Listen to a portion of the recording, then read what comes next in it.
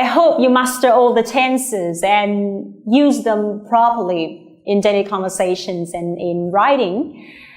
And in today's lesson, we're going to embark on something new, passive voice. And a lot of students ask me, why do I need to use passive voice? Okay, so here is my answer.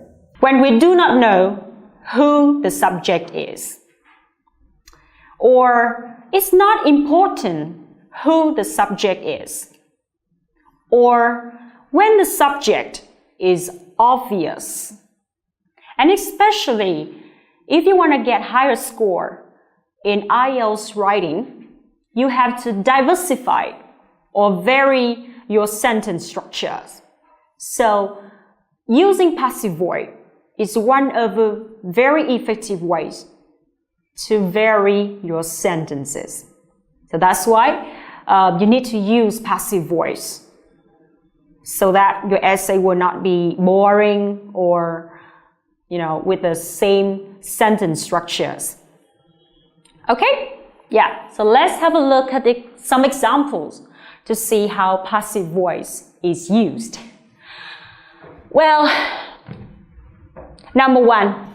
Oh, by the way, you have to make sure that in passive voice, there are two major components. You have to make sure that you have two major components. To be and past participle. Okay? Now, the first example. The car was stolen at around 8 a.m. So here, we stress the object, right? The car. We don't care much about the person who performed the action. We care about the object. So the car was stolen.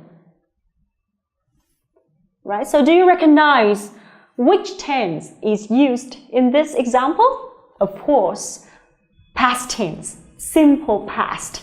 Okay? So we have to use to be, was. Singular noun. This is a singular noun, so we have to use past tense of the verb to be, was. And then P2, past participle. So the car was stolen. Great. Number 2, all passengers, remember, plural noun, are required to present the ticket to the inspector. So this one sounds formal, right? It's a kind of obligation for people to present the ticket to the inspector before they are allowed to enter a place. All right, so you see, this sentence is in simple tense. So that's why we use the verb to be here. It is are, because the subject is a plural noun. And then P2. Okay? Again, all passengers are required to present the ticket to the inspector. Simple present. And the next one. She is being treated in the hospital. Which tense is it? Good job.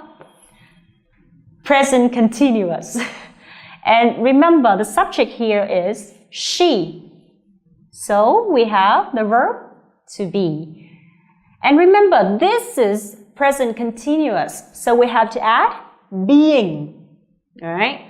So being is put between to be and P2. Alright? Again, she is being treated in the hospital. So remember, for continuous tenses, we have to put being between to be and P2. Got it? Excellent. Number 4, all the cookies have been eaten. All right?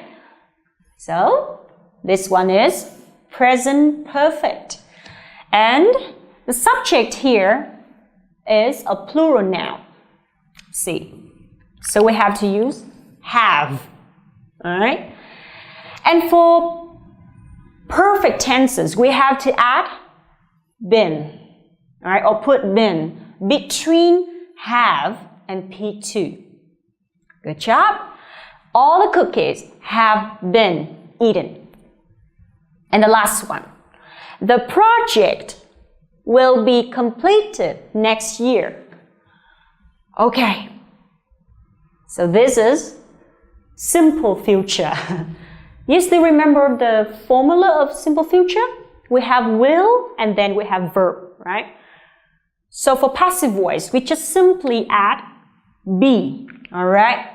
Just simply add be or put be between will and verb.